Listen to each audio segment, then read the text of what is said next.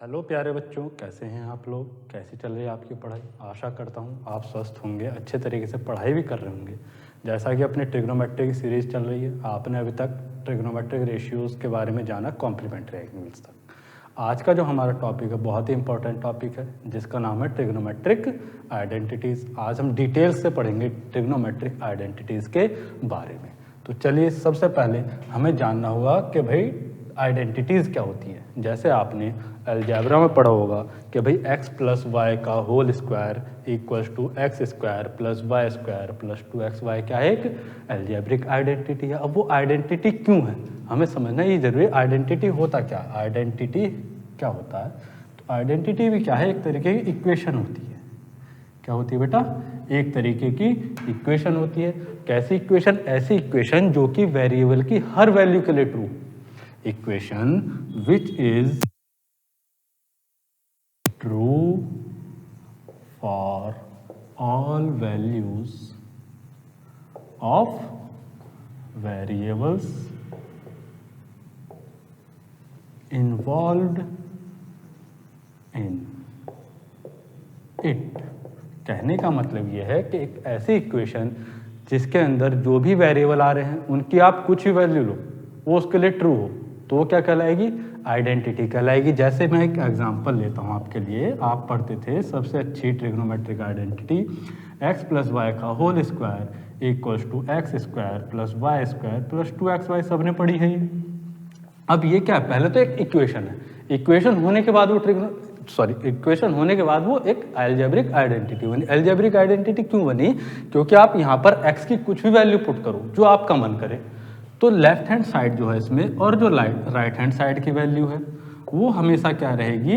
Equal ही रहेगी। आप चाहे कुछ भी पुट करके देख लेना, जो भी आपकी मर्जी हो। तो इसलिए ये क्या हुई, ये इक्वेशन एक क्या हो गई?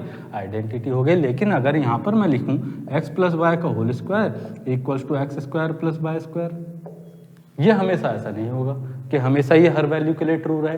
तो ये सिर्फ एक इक्वेशन है, ये अलजेब्रिक आइडेंटिटी नहीं है। तो आप समझ पाए आइडेंटिटी क्या होती है? आइडेंटिटी एक ऐसी इक्वेशन है जो कि वेरिएबल की हर वैल्यू के लिए ट्रू होगी, वो क्या कहलाएगी? एक आइडेंटिटी कहलाएगी। अब यहाँ पर क्योंकि हम ट्रिग्नोमेट्री पढ़ रहे हैं तो ट्रिग्नोमेट्रिक आइडेंटिटीज के बारे में बात करेंगे। तो ट्रिग्नोमेट्रिक आइडेंटिटीज भी क्या है भाई? एक तरीके की इक्वेशन ही है। क्या बोलूंगा मैं भाई? इक्वेशन ही बोलूंगा। क्या है ट्रिग्नोमेट्रिक आइडेंटिटी? ये भी क्या है? एक तरीके की इक्वेशन है। इसमें क्या आते हैं? इसमें आते हैं, इस इक्वेशन में आते हैं हमारे ट्रिग्नोमेट्रिक रेशियोज। ट्रिग्नोमेट्रिक रेशियोज और ट्रिग्नोमेट्रिक रेशियोज में क्या आते हैं? एंगल्स। तो एक ऐसी इक्वेशन जिसमें ट्रिग्नोमेट्रिक रेशियोज हो और वो हर एंगल के लिए क्या हो? ट्रू हो, ऐसी इक्वेशन को क्या कहेंगे हम?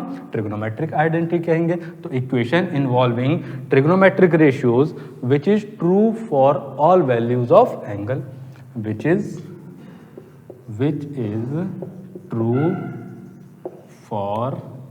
True for all values of angles. उसी को क्या बोलेंगे हम? ट्रिग्नोमेट्रिक आइडेंटिटी बोलेंगे। समझ पाए? ये समझ पाए कि ट्रिग्नोमेट्रिक आइडेंटिटी क्या होती है? एक ऐसी ट्रिग्नोमेट्रिक इक्वेशन, एक ऐसी इक्वेशन ट्रिग्नोमेट्रिक रेशियोज से बनी हुई जो कि एंगल की हर वैल्यू के लिए ट्रू होगी, ट्रिग्नोमेट्रिक आइडेंटिटी कहलाएगी। अब कितनी ट्रिग्नोमेट्रिक आइडेंटिटी पढ़ते हैं? आप पढ़ते हैं 3 ट्रिग्नोमेट्रिक आइडेंटिटीज। जो हमारी 3 बेसिक आइडेंटिटी होती हैं वो कितनी होती हैं? 3 होती हैं। क्या क्या पढ़ते हैं आप पढ़ते हो sine square theta plus cos square theta equals to 1, एक सबसे पहले ये होगी। दूसरा पढ़ते हो आप sec square theta minus tan square theta equals to 1, ये दूसरी आइडेंटिटी हो गई। और तीसरी पढ़ते हो आप cosec square theta minus cot square theta equals to 1। अब ये आती कैसे हैं हमें देखना है आज की क्लास में। ये पूरे डिटेल में पढ़ेंगे क्या क्या आइडेंटिटी है, कैसे बनती है, इनके ऊपर कैसे कैसे क्वेश्चन हमारे बन सकते हैं। तो देखिए भाई, सबसे पहले हम देखेंगे कि आइडेंटिटी बनी कैसे। उसके लिए क्या करूँगा, मैं एक सुंदर सा राइट ट्राइंगल बना लेता हूँ। यह है मेरा प्यारा सा सुंदर सा एक राइट ट्राइंगल। यह है वर्टेक्स ए, यह है बी और यह है सी। यह है मेरा एंगल 90 डिग्री। यहाँ पर मैंने एंगल ले लिया सपोज थीटा। अब ये बात मुझे बार बार हर वीडियो में बतानी पड़ेगी क्या, कि एंकल के रिस्पेक्ट में जो एडजेसेंट साइड होगी वो क्या बनेगी, बेस अपोजिट परपेंडिकुलर और 90 के सामने हाइपोटेनस। ये तो अब याद हो गया होगा मेरे भाई, ठीक है। अब देखो, अब मैं क्या करूँगा इसमें, मैं इसमें सबसे पहले लगाऊंगा पाइथागोरस थ्योरम। क्या अप्लाई करूँगा मैं, पाइथागोरस थ्योरम। अब आपको पता है भैया पाइथागोरस थ्योरम क्या कहती है, पाइथागोरस थ्योरम कहती है कि किसी राइट ट्राइंगल में सबसे बड़ी साइड का जो स्क्वायर होता है, राइट ट्राइंगल में सबसे बड़ी साइड को क्या बोला जाता है, हाइपोटेनस का स्क्वायर। तो सबसे बड़ी साइड का स्क्वायर बाकी दोनों साइड के स्क्वायर के सम के बराबर होता है। तो इसको क्या लिख दूंगा मैं, इसको लिख दूंगा कि भाई दोनों साइड क्या है, एक है ए बी, एक है बी सी, और बड़ी साइड क्या है, ए सी। तो इसको लिख दूंगा मैं कि ए बी का स्क्वायर प्लस बी सी का स्क्वायर इक्वल्स टू किसके, ए सी के स्क्वायर के। ये तो होता है पाइथागोरस, दो साइड के स्क्वायर का सम बड़ी साइड के स्क्वायर के बराबर होता है, लेकिन किसमें, एक राइट ट्राइंगल में।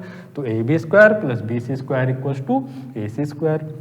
अब मुझे पहली आइडेंटिटी प्रूफ करनी है, तो मैं क्या करता हूँ, इसमें ए सी स्क्वायर से डिवाइड कर देता हूँ। तो divide by A C square, इस पूरी इक्वेशन को आप ए सी स्क्वायर से डिवाइड कर दें।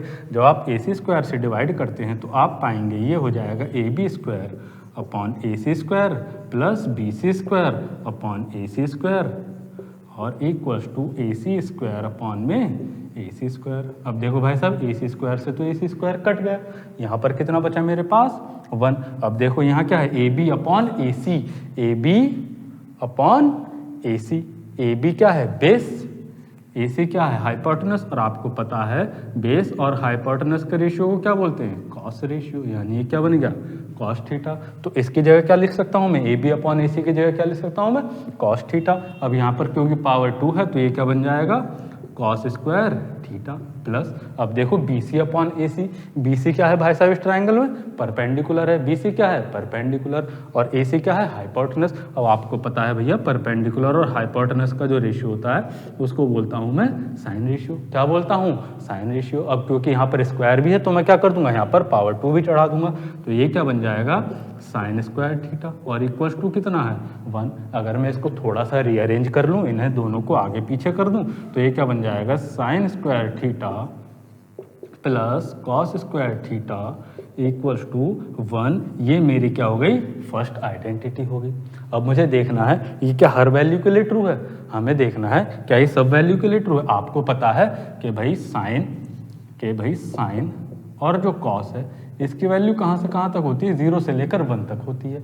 आप 0 डिग्री एंगल लेंगे तो कितना होगा, 1 और 0 होगी, 90 डिग्री एंगल लेंगे तो भी 1 और 0 होगी, बाकी बीच में जो भी वैल्यू होंगी वो होंगी। तो ये मैं कह सकता हूँ कि इसके लिए थीटा आप 0 भी ले सकते हैं और आप 90 डिग्री भी ले सकते हैं। तो ये क्या हो गई, 0 से लेकर 90 तक कुछ भी वैल्यू लीजिए, sign square theta plus cos square theta क्या रहेगा, 1 ही रहेगा। ये पहली आइडेंटिटी हमारी प्रूफ हुई, ये रेंज भी आपको याद रखनी है।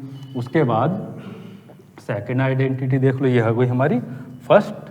अब सेकेंड आइडेंटिटी के लिए क्या करेंगे, उसके लिए मैं क्या कर देता हूँ, बेस से डिवाइड कर देता हूँ। बेस क्या है, ए बी। तो अब क्या करूँगा मैं, divide by A B square. जब मैं ए बी स्क्वायर से डिवाइड करूंगा, अब देखो इसको डिवाइड करना है, इसको मैं इक्वेशन 1 लिख देता हूँ यहाँ पर, divide by A B square equation 1। Equation 1 को ए बी स्क्वायर से डिवाइड करो। जब डिवाइड करूंगा तो ये लिखा है भाई साहब ए बी स्क्वायर अपॉन में A B square equals to, sorry plus, यहाँ पर है plus B C square upon में ए बी स्क्वायर और इक्वल्स टू में है ए सी स्क्वायर अपॉन में ए बी स्क्वायर।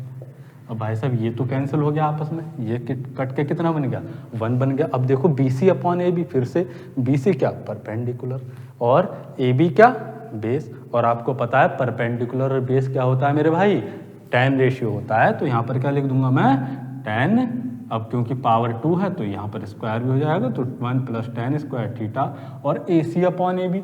ए सी क्या, हाइपोटेनस, और ए बी क्या, बेस। हाइपोटेनस और बेस के रेशियो को क्या बोलते हैं, बोलो फटाफट, सेक रेशियो। तो यहाँ पर क्या लिख दूंगा मैं, सेक स्क्वायर थीटा। तो ये बन गई हमारी सेकंड आइडेंटिटी। अगर मैं थोड़ा इसको इधर उधर शिफ्ट कराता हूँ, tan को इधर ले जाता हूँ, तो यही आइडेंटिटी बन जाएगी sec square theta minus tan square theta equals to 1। अब मुझे देखना है इसमें कुछ कंडीशन तो नहीं है। अब देखो थीटा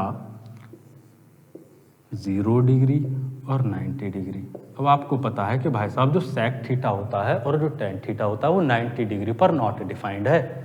ये चीज़ याद रखना, जो सेक थीटा है, जो सेक है और जो टेन है वो 90 डिग्री पर क्या है, नॉट डिफाइन है। दोनों के दोनों ही 90 डिग्री पर क्या है, नॉट डिफाइन है। अगर मैं थीटा को 90 डिग्री लूँगा ये भी नॉट डिफाइन हो जाएगा, 90 डिग्री पर ये भी नॉट डिफाइन हो जाएगा। जब दोनों वैल्यू नॉट डिफाइन है तो भाई मैंने 1 कैसे बोल दिया आंसर, मैंने डिफाइंड आंसर कैसे दे दिया। तो मैं क्या करूँगा, मैं बोलूँगा कि भाई थीटा जो है 0 डिग्री तो आप ले सकते हो, 0 डिग्री तो आप ले सकते हो, लेकिन 90 नहीं लोगे। क्यों? क्योंकि 90 पर ये दोनों वैल्यू नॉट डिफाइंड होती हैं। तो ये इसकी कंडीशन है कि एंगल कहाँ से कहाँ तक होना चाहिए, 0 से बड़ा या 0 ले सकते हैं, लेकिन 90 नहीं होना चाहिए, 90 से छोटा ही रहना चाहिए। ये हो गई हमारी सेकेंड आइडेंटिटी। ये क्या बन गई हमारी सेकेंड आइडेंटिटी। अब तीसरी आइडेंटिटी की बात कर लेते हैं। थर्ड आइडेंटिटी क्या है हमारी, वो कैसे आती है उसको देख लो भाई।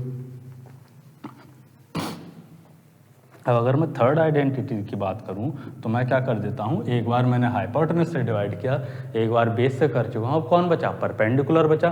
तो परपेंडिकुलर है BC, तो BC स्क्वायर से डिवाइड कर दो, डिवाइड बाय BC स्क्वायर। अब BC स्क्वायर से डिवाइड करो, जब आप BC स्क्वायर से डिवाइड करेंगे तो आप पाएंगे ये होगा AB स्क्वायर अपॉन में BC square plus BC square upon में BC स्क्वायर और equals to AC square upon में BC स्क्वायर। बोलो बोलो, आ रही है बात समझ में।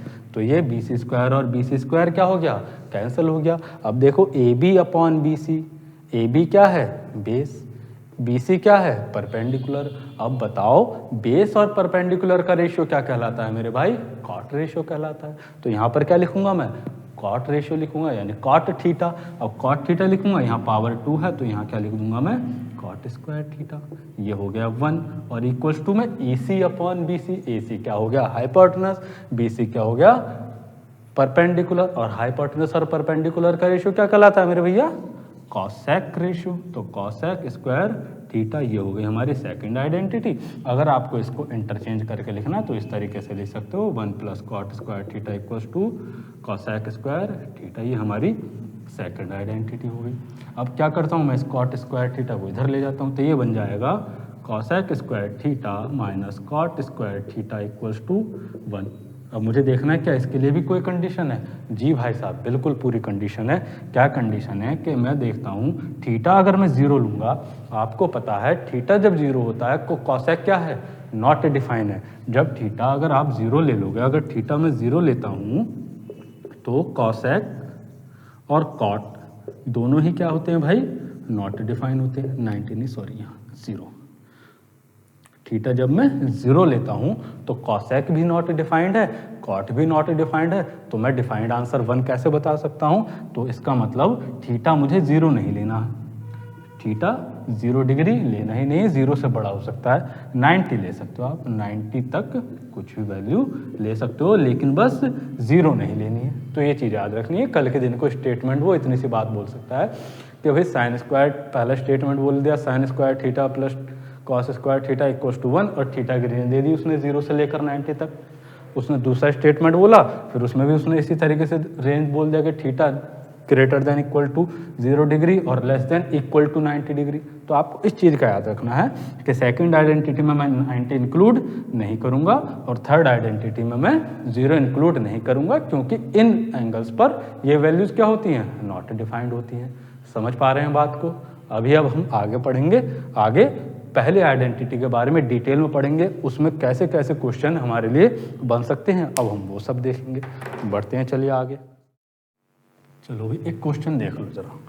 आज की वीडियो हम यहीं पर ख़त्म करेंगे, एक छोटा सा क्वेश्चन देख लो, फिर अगले वीडियो में हम डिटेल में पहली आइडेंटिटी को पढ़ेंगे कि पहली आइडेंटिटी पर कैसे कैसे क्वेश्चन हमारे बन सकते हैं। एक सिंपल सा क्वेश्चन देख लो कि आइडेंटिटी पर आपको कैसा क्वेश्चन पूछा जा सकता है।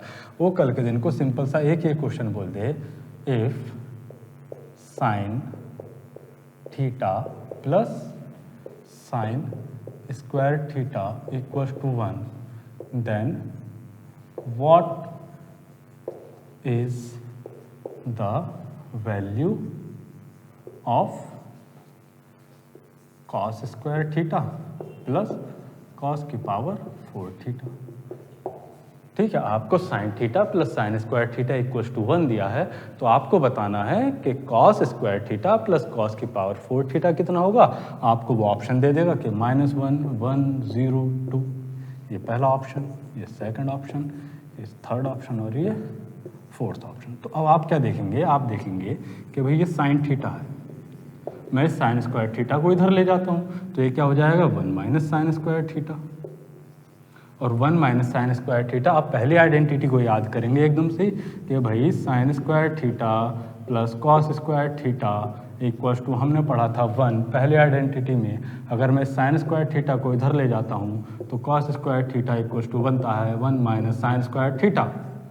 तो इस 1 माइनस साइन स्क्वायर थीटा की जगह क्या लिख सकता हूँ मैं, कॉस स्क्वायर थीटा लिख सकता हूँ। तो यहाँ पर क्या लिख दूंगा मैं, 1 माइनस साइन स्क्वायर थीटा की जगह क्या ले सकता हूँ, कॉस स्क्वायर थीटा। तो यहाँ क्या लिख दिया मैंने, कॉस स्क्वायर थीटा। तो अब आप एक बात समझिएगा कि भाई साइन थीटा किसके बराबर है, कॉस स्क्वायर थीटा के बराबर है। तो मैं कॉस स्क्वायर थीटा की जगह क्या लिख सकता हूँ, साइन थीटा लिख सकता हूँ। तो यहाँ पर आप लिख देंगे, क्या लिख देंगे, कॉस स्क्वायर थीटा की जगह साइन थीटा लिख देंगे। अब यहाँ पर क्या है, कॉस की पावर 4 थीटा, यानी कितने कॉस स्क्वायर हैं, 2, वो भी मल्टीप्लाई में cos square theta into cos square theta. इसको क्या लिखोगे आप, cos square theta into cos square theta, ऐसे लिख सकता हूँ मैं। तो ये क्या हो गया, साइन थीटा, ये भी साइन थीटा। और जब साइन थीटा से मल्टीप्लाई हुआ तो पावर हो गई 2। तो यहाँ क्या बन गया, sign theta plus sine square theta. अब बताओ, sign theta plus sine square theta तो आपको क्वेश्चन में गिवन है। कितना गिवन है भाई, 1 गिवन है। कितना गिवन है, 1 गिवन है। तो मेरा कौन सा ऑप्शन करेक्ट हो गया, मेरा हो गया ऑप्शन बी, जो कि 1 है, वो मेरा करेक्ट ऑप्शन हो गया। ऐसे ऐसे क्वेश्चन आपके ट्रिग्नोमेट्रिक आइडेंटिटी पे बन जाते हैं एग्जाम में। इस वीडियो को देखिए दोबारा से, कुछ नहीं समझ में आया है तो अगले वीडियो में हम ट्रिग्नोमेट्रिक आइडेंटिटी की जो पहले आइडेंटिटी है sine square theta plus cos square theta equals to 1, उससे रिलेटेड किस किस तरीके के क्वेश्चन आपके एग्जाम में आते हैं उनको हम पढ़ेंगे, अच्छे तरीके से पढ़ेंगे। तो आप पढ़ते रहिए, तब तक मिलते हैं अगली क्लास में। तब तक गुड बाय, टेक केयर, धन्यवाद।